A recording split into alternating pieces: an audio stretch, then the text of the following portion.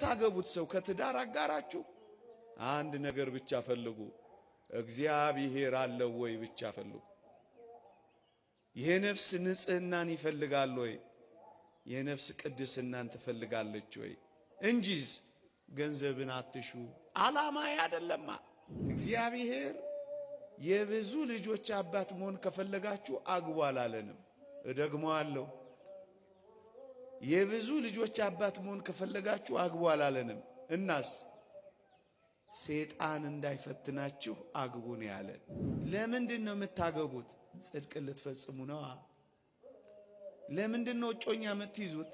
ጽድቅን ልትፈጽሙ ነው። ለምንድን ነው ቤተሰብ የምትመሰርቱት? ድህነታችሁን ለመፈጸም ነው። ቅዱስ አትናቴዎስ ሁለቱ የሕይወት ጸጋዎች ይላቸዋል። ምንና ምንን? ምንኩስናንና ጋብቻ።